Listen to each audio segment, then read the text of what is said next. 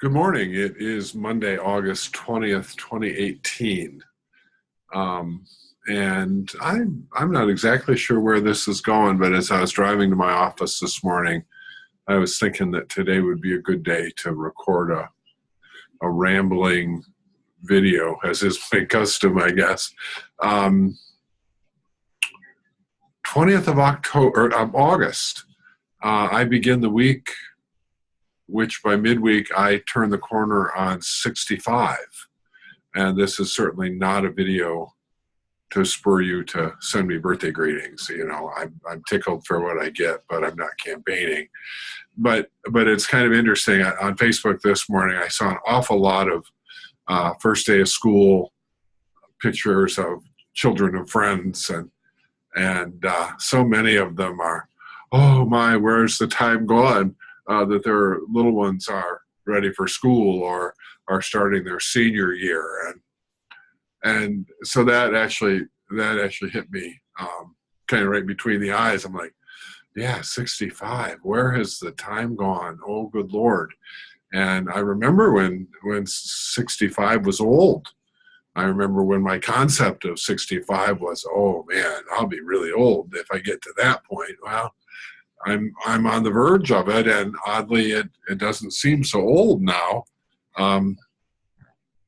So as you might guess, those of you who know me, I'm not hung up on the number of 65, but obviously, in our society, it is sort of a big thing. My Medicare has kicked in. I don't ever go to the doctor, so I don't know that I get a lot of benefit from that, but happy to have it. I, have paid in for my entire life, and if I need it, I'll be very thankful that I have it.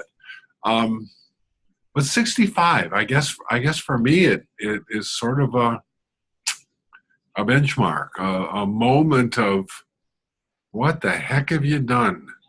Where are you relative to all your goals and dreams, and what have you accomplished, and what's left to do?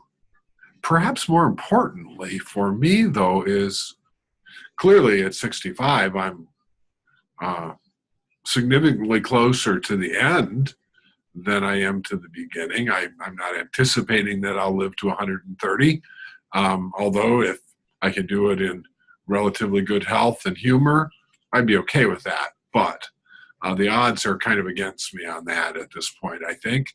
But the whole idea of if not now, when? If not me, who? That hits the drum pretty hard right now. And so, I think my week, in addition to the normal business and life stuff, is going to be centering around taking a look at what I've done, what I hope to do, where I exceeded my expectations, and certainly where I have fallen short, at least in my own estimation, where I have chosen to get along rather than follow my heart, follow my knowing. And each day I work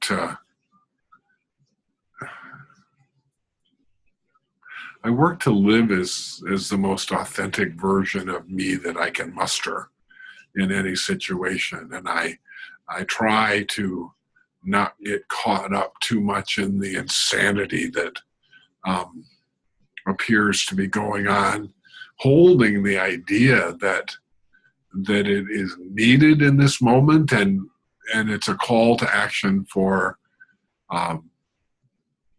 everybody to engage and decide what kind of a country and world we want to live in.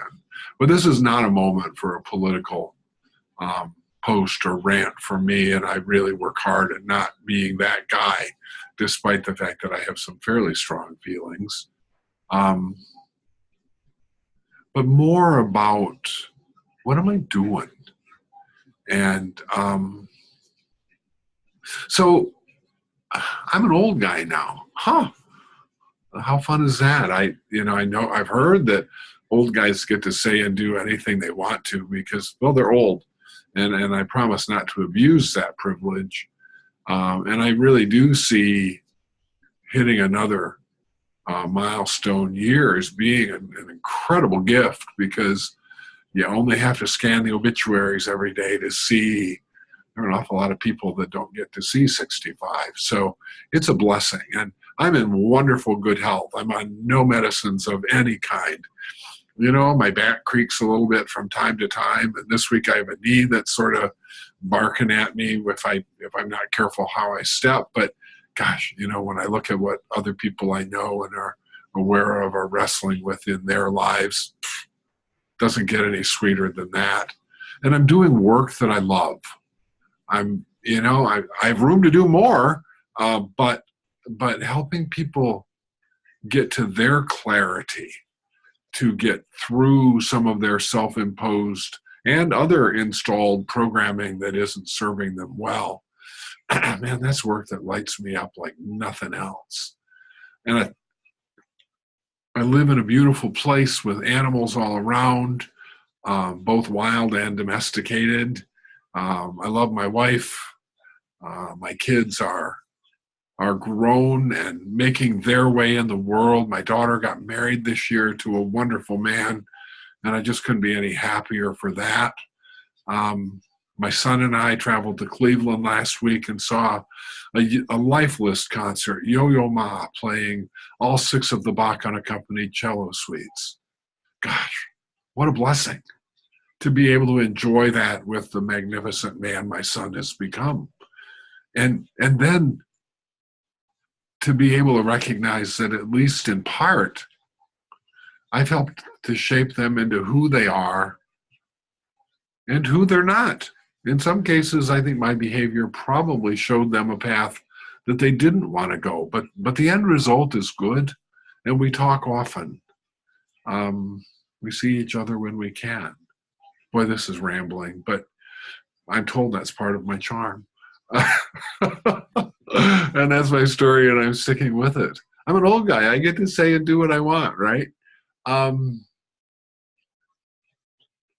So I probably will write a little more and post a little more than normal this week as I make my way through the whole idea of 65. And as I maybe reshuffle some priorities and move some life things up the list a bit, because I've always sort of been the guy, like many of you, I'm guessing, who said, yeah, win this, then I'll be happy. Win that, then I will reward myself with this or that. And you know what? That whole hold out the carrot and work harder thing isn't maybe ideal at this point in my life. So I'm going to encourage each of you to use my 65th birthday to take a look at your life and what you're doing. Are you living as the true highest version of yourself? Or are you rolling over and playing dead out of some sort of a sense of obligation or a sense of not being good enough or not being worthy? Those are concepts that I wrestle with on a daily basis. And I know that many, if not all, of my clients who come for hypnotherapy or come for readings, that's a big part of what's going on with them, is not feeling like they deserve love or happiness or joy or peace. We all deserve that. And so I think that part of the key is to get rid of the crap that stands between where you are and that level of living, that drinking it in, that juiciness, that laughing, not caring if you snort, not caring if you leak, whatever your personal situation is, but to just allow yourself to experience joy and to bring love and light and joy into the lives of the people around you.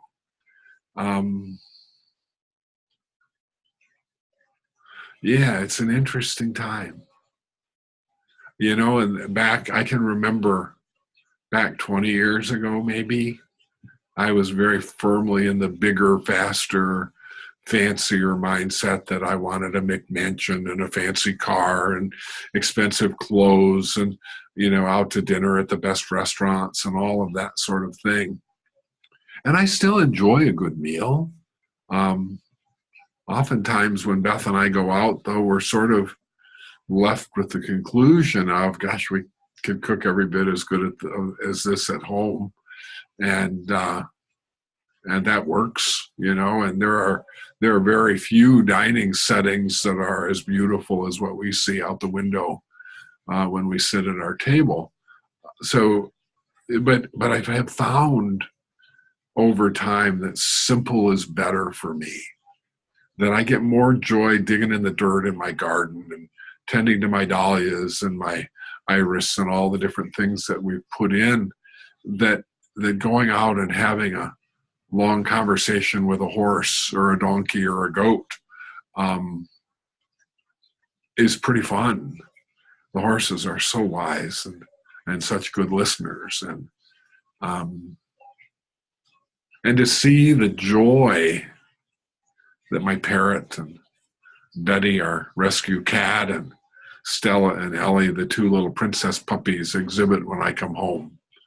Betty follows me around the house like I'm the Pied Piper. It just cracks me up. And Betty and the bird are best friends. It's so bizarre. One of these days I have to shoot a video.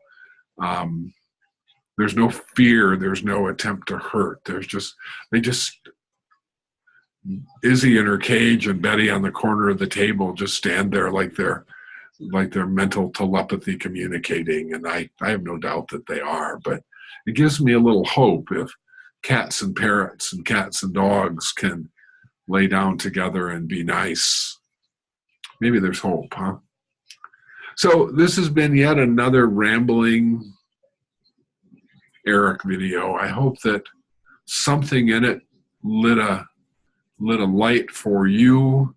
I'd love to hear if you take the time and energy to do some of that looking in the mirror and identifying if maybe at your younger age or older age, not all of my friends are younger than me, but if there's a mid-course correction that might be in order for you. And frankly, if any of you want to have a conversation about it, I love those kind of conversations. So what can you do this week to bring you more closely in alignment with your best version of you? Whew. Maybe that's a great way to start every week. Maybe that would be a good tattoo for my forearm. Anyhow, make it a great week. Thanks for listening.